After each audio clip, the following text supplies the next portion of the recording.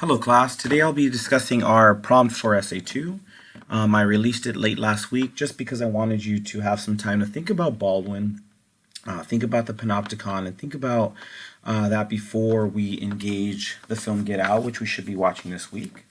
But I want you to go ahead and, or I want to run through with this with you just so we can have an understanding of the specifics of the essay, and more importantly, the expectations I have of this essay.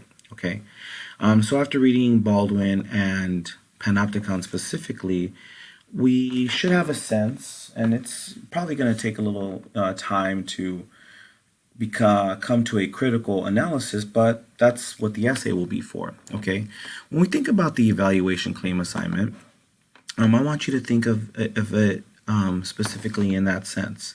We're building to a critical evaluation, okay? And this is my specific idea, or this is how I think we go from the 1A type level to the 1C level, critical thinking. And this is it right here, okay? And this is why it's so important that we build critical evaluations to prove that we are going beyond the surface level. Okay, let's start here.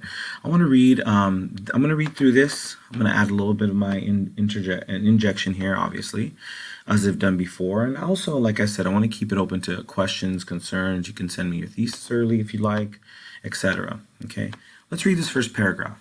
Drawing on our critical analysis of James Baldwin's Going to Meet the Man and Jordan Peele's film Get Out, write a 5-page evaluation claim essay discussing which of these works is a stronger representation of Michel Foucault's theoretical exploration of the Panopticon. This is not an exercise in sharing which work you enjoyed more or simple compare and contrast, but rather the practice of evaluating a set of complex media and coming to a critical, well-argued evaluation claim. Perfect, okay? Easy trap that a lot of students, because I've taught this a few times before, is they will just write how they resemble each other. That is not a critical thinking level essay. Instead, and that's really base level. Okay, we can think about that being on the lower side of the grade rubric.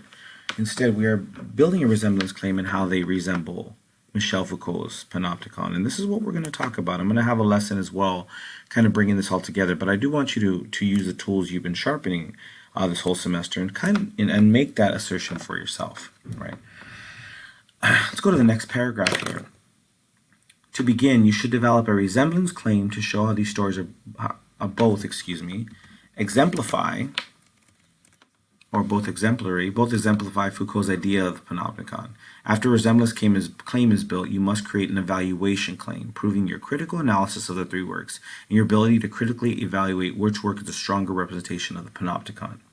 As you build your resemblance claim, keep in mind the goal of this assignment is to form an evaluation, backed by evidence from the short story, the film, and the theoretical article. Okay, so I cannot emphasize this enough. When you are building the resemblance claim, you have to create, and this is one of the stipulations of the assignment, you have to use both, prove that you've read Baldwin closely, you've watched Get Out closely, and we're going to have a lot of lessons and discussion based on Get Out's, Jordan Peele's Get Out, okay? But when you build the resemblance claim, you must use both stories, okay? You have to engage Baldwin, have to engage Peele, okay? So if you have an essay that just discusses Peele, that will be incomplete. If you have an essay that just discusses Baldwin, that will be incomplete, okay? You have more than enough material to work with to build a 5-page essay, in my opinion. You could build a 10-page essay off of what we're writing here, okay? Obviously, you got to stay focused for this. So you have to engage Baldwin, have to engage Peele, right? How they resemble Foucault. And then finally, to get full credit and to show, to prove your critical analysis, you will have to build an evaluation claim as to which is the stronger representation of the Panopticon. Okay. So let's remember to always be specific as possible and use proper MLA format with a works cited page. Okay. Here's some tips I've written here for you, which might be repetitive, but I want to emphasize these. Okay. Remember, an evaluation claim is a beefed up version of a compare and contrast. Noting similarities, differences is not enough. You should engage how both represent or embody Foucault's theoretical understanding of the Panopticon. Okay. make sure to build a criterion of Foucault's panopticon, and then build a resemblance, and finally an evaluation claim. This one I want to stick with here. Criterion is important.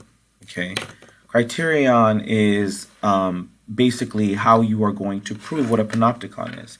This is also how you will prove that you've studied the panopticon, the excerpt we've had in the lesson that I provided, and can teach it to someone else. Okay, criterion here, and if I could look at the definition, is a principle or standard by which something may be judged or decided.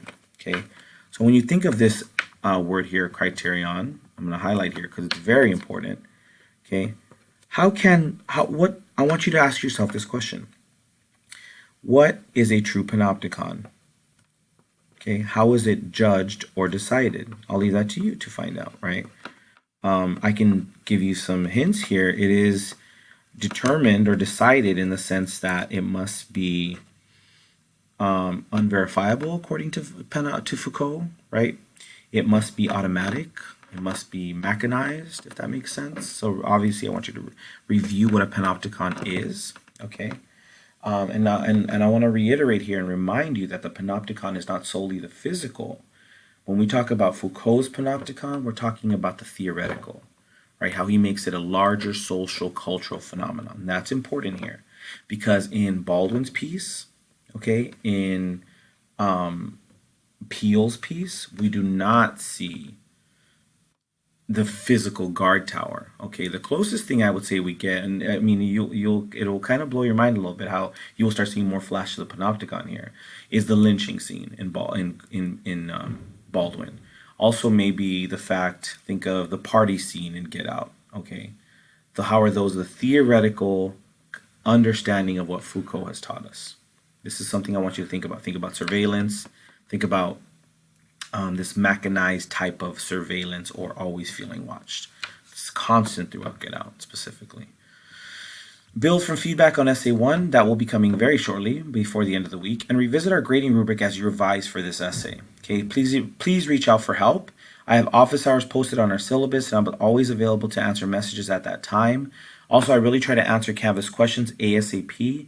Even sending quick questions there can be a useful tool in unpacking any part of the course, right? A number of you are really good with this, sending me questions. Unfortunately, weekends are a little bit rough for me just because, I try to make time for my family. But if I'm chilling on my computer, chilling on my phone, I can answer a quick question, right? It's when I'm in my office hours, I'm really able to sit down and dissect certain things. So be mindful of that. Try to make it Monday through Friday, but if you want to shoot me something on the weekends, I can definitely get back to you. And that should be it. This is, like I said, I don't want to offer any type of formula or formulaic writing, but really if you want to boil this down in this essay, you're going to have to build a criterion for the panopticon, okay, build a resemblance claim,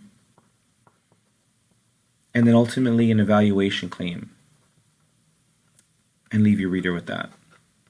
Do that and you will have a successful essay. And be specific. Use examples from all texts and the film, okay?